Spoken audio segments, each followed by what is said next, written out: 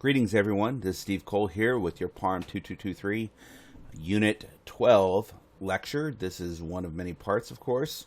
And this week's discussion usually has to do with the GI system and GU system. And today we're going to talk about failures or failure of the renal system and how we deal with it in the pre-hospital setting. So let's move right along. So here are some of our objectives. We're mainly going to focus on the gastrourinary system for this portion of the lecture. We're going to talk about the renal system in particular, and of particular interest to you, we will also talk about dialysis and all its various incarnations, flavors, and types. We're going to discuss types of dialysis ports, what we can use, what we can't, and how we can use them.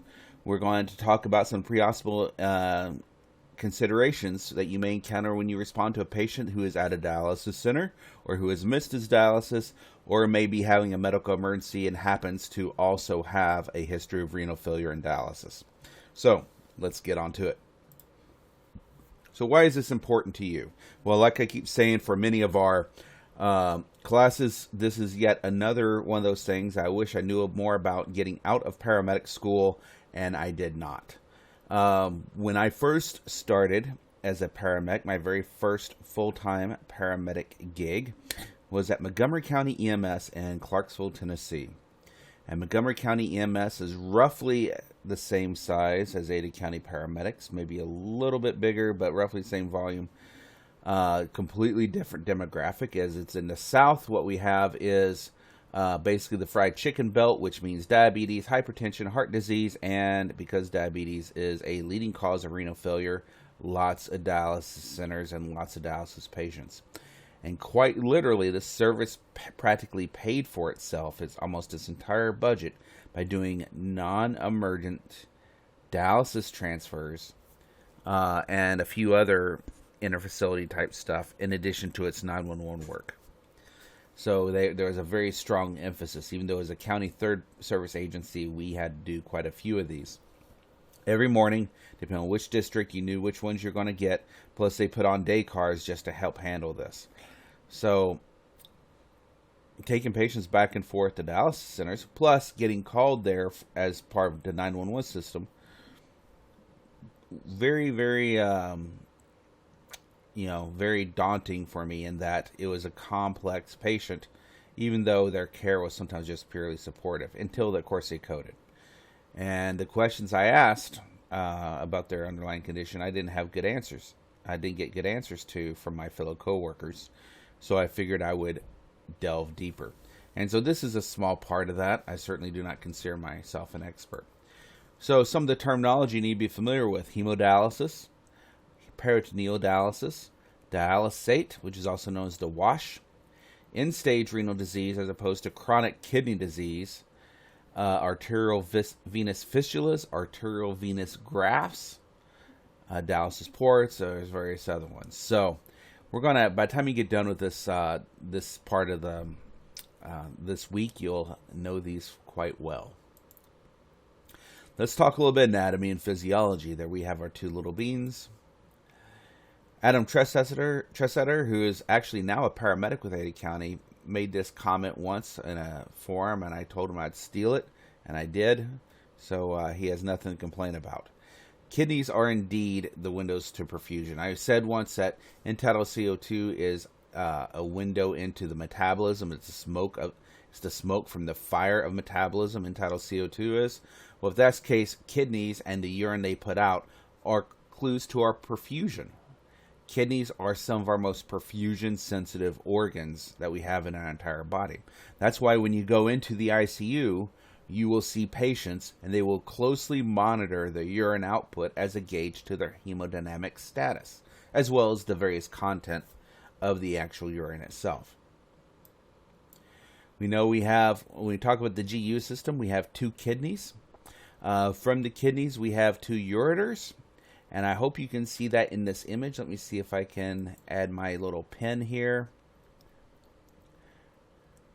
I'm going to do a highlighter. How's that sound? Let's see how this goes. Coming right down here. Nah, it's not highlighting very much. But there's my ureters. Coming right on down. And if you've ever had kidney stones, you know they are way more, they feel way tinier than that. Coming down to, you guessed it, the bladder. There we go. All right. So, really interesting here is we often think about the kidneys, but all this is pertinent. As for example, blockages. I think I may talk about this later, but blockages in the ureters or the bladder can actually back up urine. We can actually back up urine into the kidneys. And then what we have there is, unfortunately, we can have what they call post-renal failure, where the urine can back up and actually destroy your kidneys as well. We see this sometimes with cancer. We see this with kidney stones that are not resolved over long periods of time, various other conditions as well. And we'll talk about that. So we know that blood enters the kidneys from the renal artery, and it circles and filtrates through what we call the loop dialysis, or loop of Henle. And what is really interesting is that the loop of Henle, just very much like, I like to think of it like the intestines, where you have different things that are added into the intestinal space and different things that are taken out at different parts of the small and large intestine. You may not know that, but that's true. So what we know is that every day the kidneys filter about 200 quarts of blood. That's quite a bit. And they shift out between 2 and 4 quarts of waste products and water. Maybe even more, depending on our fluid status. Now, these wastes come from everywhere. They come from normal metabolism, breakdown of active tissues. They come from breakdown of muscle, which on a large scale is rhabdomyolysis. Now, these get filtered through and they get converted into urine, which is then excreted. Now, there's other things that are also excreted here. Some medications are. For example, tricyclic antidepressants is one of the big ones that pertains to us in the pre-hospital setting, but there are others as well. So knowing how things are excreted as well as where they're metabolized for your medications is important. Now, about 25% of cardiac output is dedicated to perfusing the kidneys. But guess what's the first to suffer when our cardiac output suffers? You guessed it, the kidneys. Now, our kidneys are very resilient. They actually can function with about 25%. We can live on about 25% of a single kidney. So, between 2 kidneys, that's a fair amount of resilience there. However, they are also very fragile. They're very perfusion sensitive. So as we get older, as our vascular system becomes more rigid, as it becomes more occluded, the kidneys also suffer there. They also, and I like to think of this as kidneys have their renal capillaries through them. They're very fragile. They don't tolerate hypertension very much better than they tolerate hypotension. So when we see the hypertension that's associated with diabetes, and we see the increased blood viscosity that's associated with diabetes, that is also harmful and damaging to the kidneys, and that is why diabetes, poorly controlled diabetes, is one of the leading causes of renal failure in the United States today. So what do? Well, we talked about they detoxify blood.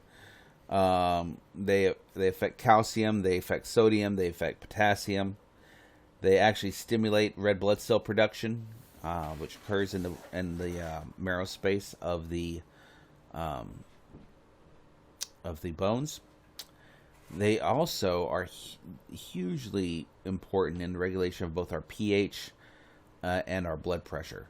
If you think about the renin-angiotensin system, and I'm not going to spend a lot of time on that, but the renin-angiotensin system, it starts in the JGA, the juxtaglomerular apparatus, just outside the kidneys on the renal artery, as a pressure receptor and chemoreceptor for blood pressure, and cascades angiotensin 1 to angiotensin 2, angiotensin 2 conversion enzyme, blood pressure, etc. So, this is one of those things that when I first learned, I said, okay, this is kind of like the 12 cranial nerves. It's something they make you learn, but you'll never use. Well, surprisingly, as you advance your medical knowledge, this is one of those things that, like the Krebs cycle in your cranial nerves, that keeps popping up time and time again throughout your increased understanding of anatomy and physiology. But anyway, so that's all good, but what are we going to talk about today? Well, here we have an example of the loop. We have the proximal loop. We have the distal loop. We have the loop of Henle. We have, and you can kind of see how there's different things that are absorbed and then even added back into the urine as it goes through this. Now, when I took my first critical care course, this old crotchety nurse named Penny actually said it's kind of like taking your grandkids to the grocery store. You go down the aisles, you're going down the loop, and your kid keeps grabbing stuff off the counter or off the aisles and put them in your cart.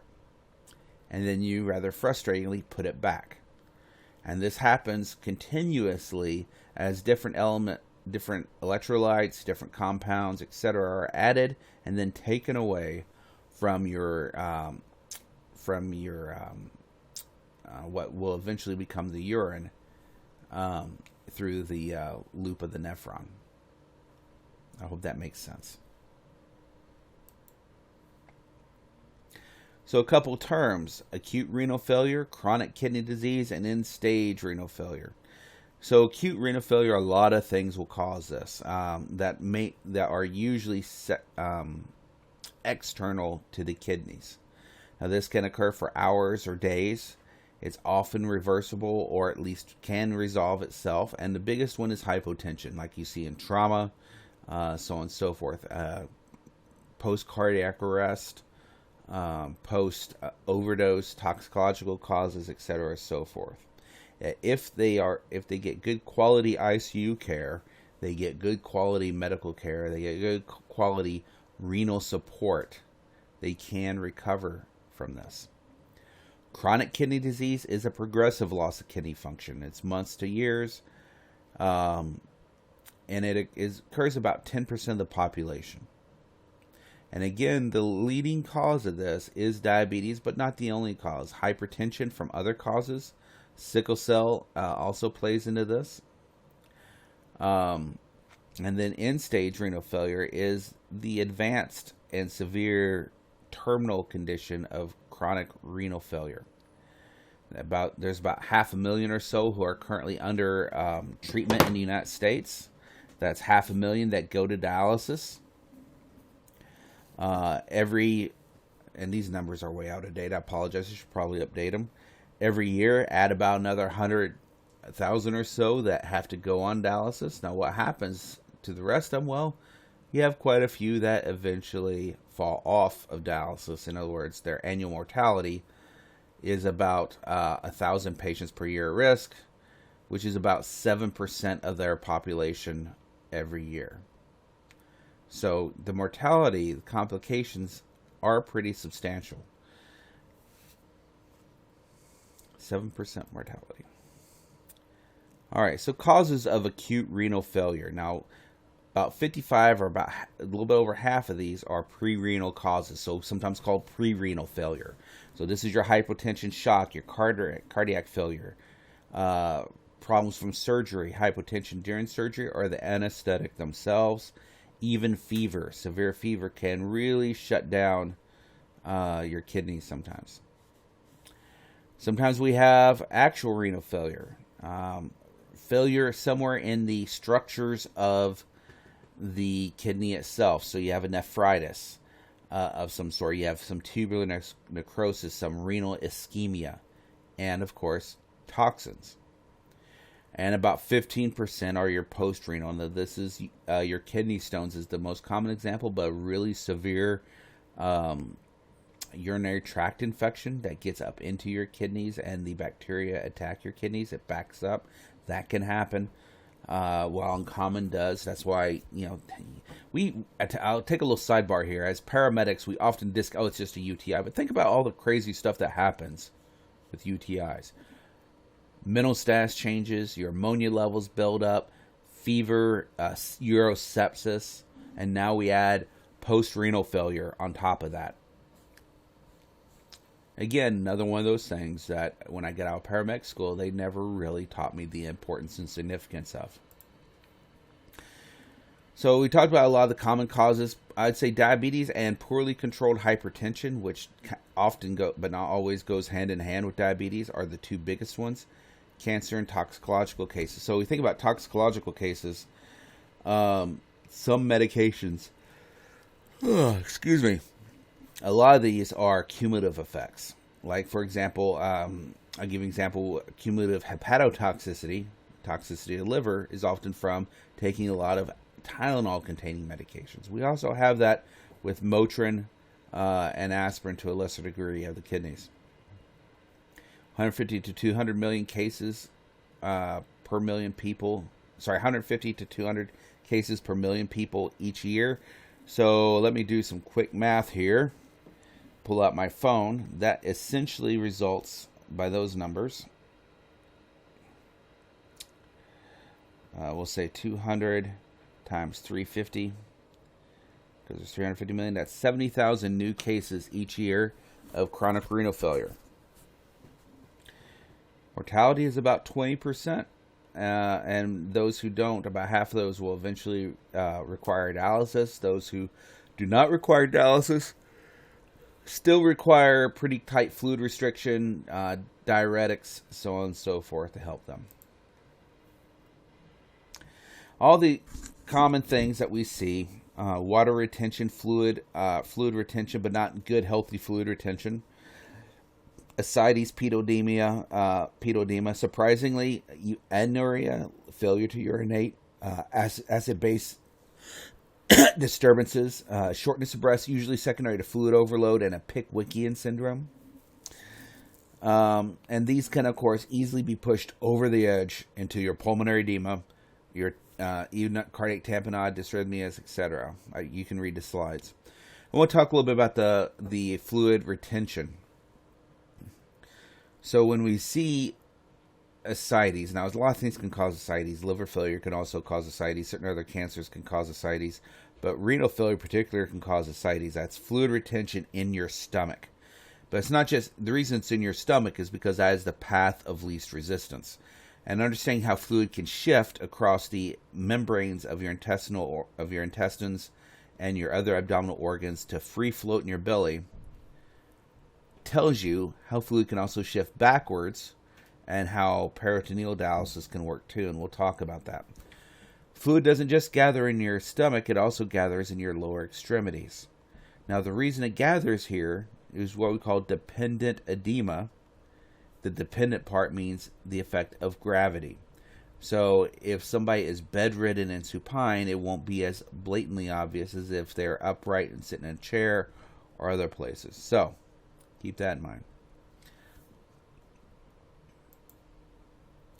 Now we talked about the acute life-threatening conditions. The one we're most worried about is fluid overload and hyperkalemia. Fluid overload and hyperkalemia. Fluid overload can, surprisingly can come from a really small volume. I recall one case of a gentleman who had actually shot himself in a fit of depression over his chronic renal failure. That was his primary cause. He was sick of dialysis, thought, whatever. But had a poor choice of caliber, poor choice of position of the firearm. But as the flight crew was flying him, they gave him a small bolus of fluid, about 250 cc's, and that threw him into pulmonary edema, and he had to have additional management on top of that. So really, these patients, by the time they get to renal failure, can be very tightly controlled on their fluid volume status.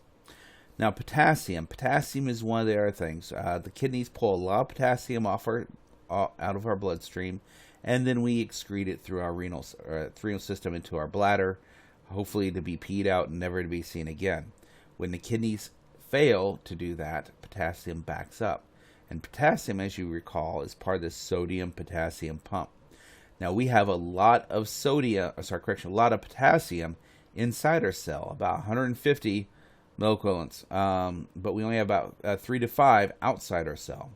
Now, what that tells me is when the potassium shifts back and forth to sodium-potassium pump, we can have transient periods of relative hyperkalemia, especially if that fluid or that pump shift is on a wide scale, like what we see with succinylcholine. So that's why succinylcholine is relatively contraindicated in renal failure patients because of the concern about elevated potassium. Now, some of the early signs and symptoms of hyperkalemia are very vague, very nonspecific, often considered possibly the flu or general malaise. Remember, these are not healthy people to begin with. So my threshold of getting an EKG and looking for EKG changes is very, very low on these patients. And my threshold for transporting these patients is very, very low. We don't have a lot of renal failure patients, not a huge amount here in the valley, here in Idaho, compared to what we see in the South.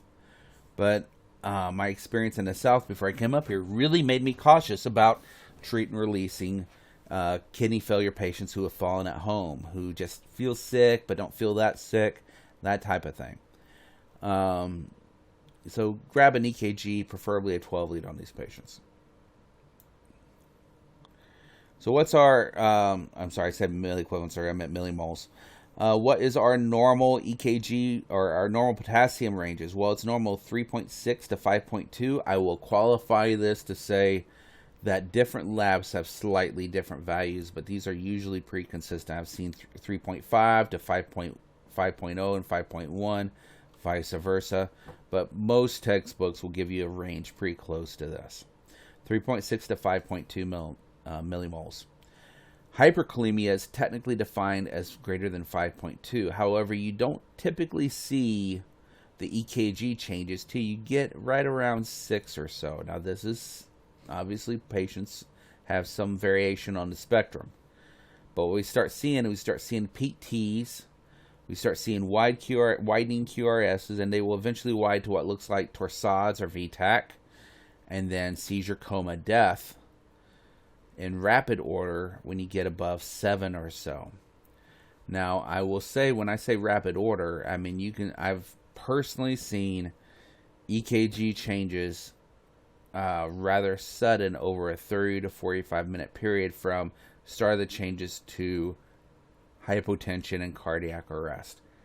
So be very, this is not something that, it's like they're up to the cliff, up to the cliff, and then suddenly they just jump off.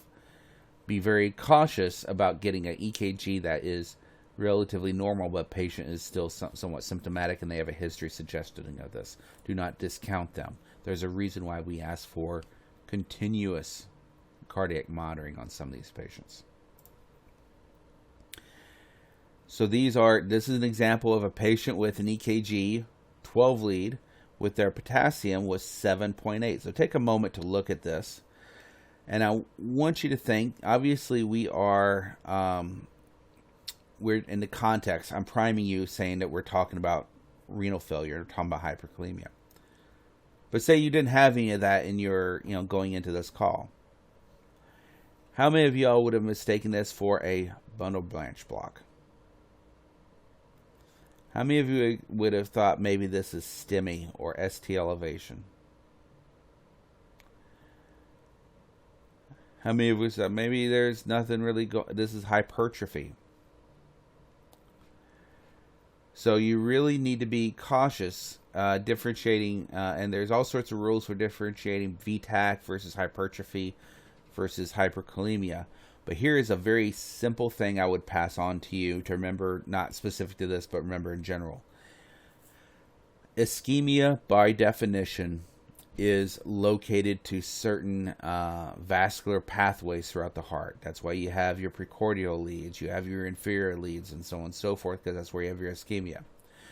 Whenever you see global changes it's not usually not ischemia. When you see changes in all your leads or almost all your leads, like what you see here, we have miniprecordial leads, we have widened AVR, you can't quite tell, we have almost a flattened lead 1, wide ugly 2, 3, so on and so forth. When you have global changes everywhere and they're consistent, it is not ischemia, it's something else. Now, those causes can be somewhat varied. It can be it can be usually toxicological, electrolyte, or pericarditis are the three big ones I go to. Toxicological, electrolyte imbalance, or pericarditis, but there are some other ones as well. In this case, it's electrolyte imbalance because it's so I want to round out this lecture. I want to round out not this lecture so much, but this segment with a tale of woe.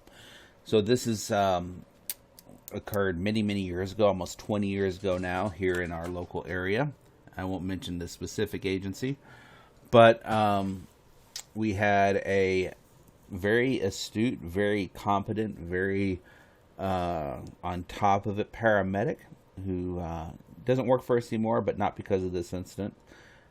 She responds to a rural community with the local QRU for a sick patient who's about 22, 24, 26 years old, not very old, with a history of insulin-dependent diabetes, who during the, this was actually about this time of year, had flu-like symptoms, nausea, a little bit of vomiting, general malaise, so on and so forth. She responded out with this crew,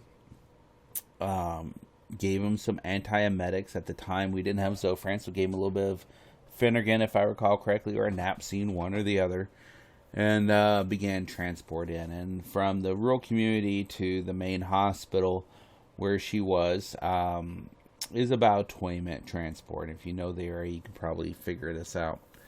But responds in, and as she's transporting this patient in, this patient is having an increasing kind of shortness of breath. No actual chest pain, but increasing shortness of breath. Increasing restlessness. Will not sit still, just kind of a feeling of doom and anxiety. So she puts him on a 12 lead. Now this is how long ago it was. These were all paper strips. We didn't have digital recordings of any of this. I wish I did. It was phenomenal. But she starts seeing what she interpreted as ST elevation and assumed he was having an MI. But these changes were actually global. These were in all leads, and it's one of these cases where the call runs you rather than you run the call. She was in back. She was with the local QRU responders who were riding in with her, who were not the most helpful. Trying to manage it, longer transport. She knows she's been a paramedic long enough. She can tell this guy's going downhill, but she doesn't know why. She sees ST abnormalities is what she perceives on EKG, so naturally she goes toward STEMI. One thing leads to another. He does not respond to treatment. She gives him nitro, she gives him aspirin, she gives him pace, she gives him a little bit of morphine. Does not respond, keeps getting worse and worse. And these changes are becoming more and more global and more ugly. And then she looks again and looks like it's VTAC on the EKG. Well, in retrospect, when you're not in the heat of the moment, it's pretty obvious that there are P's and Q's, although very small, for that. And what she's actually seeing, what she's interpreting as VTAC, is actually the hyperacute, very peaked T wave. This kid, for reasons that were never quite determined, was in acute renal failure, hyperkalemia, even at a young age. And of course, by the time they got to the ramp of the hospital, she's like, this kid needs to be intubated, he's crashing on me. But here we are at the hospital. She runs in, the doctor takes one look at him, says, yes, absolutely, this kid's taking a crump, going to intubate him. But at the time, the primary paralytic is, think about it, and in many agencies still is, including my own, succinylcholine. So push succinylcholine causes a systemic depolarization, which causes a systemic shift of potassium from inside the cell to outside the cell, and on average this raises your potassium levels by about 1 to 1.5 millimoles. So this pushed him over the threshold, and he coded. Now this was just now some could say this was the perfect storm and so on and so forth, but it just goes to show how important it is to really look systematically, get systematic assessment, systematically look at your EKGs, be diligent every time. Don't let the call rush you into a hasty decision. Unfortunately, that patient never recovered. But let's just say that she had accurately diagnosed his hyperkalemia. What would be the good treatment? Well, there's all sorts of treatments available. Calcium chloride or calcium gluconate. Calcium gluconate actually is preferred, but not a lot of agencies carry it. Calcium chloride is an option. Now, what calcium chloride does is it stabilizes the myocardium, so it doesn't stop the increase in potassium, but makes the myocardium more stable and less resistant to, or more resistant for a short period of time to to going into arrest, and therefore buys you a little bit of time. Sodium bicarbonate actually counteracts the acidosis, but also promotes the movement of potassium from the extracellular space back into the cell, and that's its big benefit. It actually helps a transient potassium shift. Insulin, you think insulin? Yeah, insulin. Even though these patients, not all of them are diabetics, some of them are. By administering insulin, it needs active transport into the cell, and it takes to transport glucose into the cell, and when it does so, it takes potassium with it. So it causes a shift of potassium from outside the cell back into the cell. Now remember, our potassium levels we can tolerate about 3.6 to 5.2 outside the cell, but we're up to 150 to 200 inside the cell. So we can tolerate the extra potassium inside our cells. Ketoxalate is a PO or pararectal. It's a GI decontaminate that actually will pull potassium from the intracellular space into the intestinal space to allow it to be eliminated in the stool. It takes forever to do. It's one of those things you do hoping they live long enough while your other interventions take place. Lasix. Now, Lasix is kind of controversial. It's a diuretic. It's a non-potassium sparing diuretic, so it will pull potassium with it into the through the kidneys, into the ureters, and down into the bladder. Now, the problem is that it also can cause a pretty massive fluid shift. May have other problems, but it's something that some places do. The big one, and you don't see Lasix that much anymore. We used to carry 120, 160 milligrams of Lasix in every bag. But we've really moved away from that about 10 years ago. The other one is albuterol. Now, albuterol is often overlooked, but 10 milligrams of albuterol is actually one of the most effective short-term treatments for decreasing potassium. And we'll talk about that in a minute. And, of course, emergent hemodialysis, which it does not happen quickly. So when you look at calcium or albuterol or bicarb, which ones do we do? Well, believe it or not, your first choice is albuterol. So start that albuterol treatment on them. If their heart rate will tolerate it, it will drop your potassium. It'll buy you some time for 0.3 to 0.6 millimoles, and drop it down for at least 2 hours. Calcium, as I said, calcium gluconate is preferred, but most agencies carry calcium chloride. It's slightly less effective for hyperkalemia, for stabilization. And then, of course, sodium bicarbonate is preferred for the acidosis and to pull potassium into the cells. So, with that in mind, we're going to stop, and then we're going to talk about dialysis and the specifics of how that works when we get back. So I'll see you soon.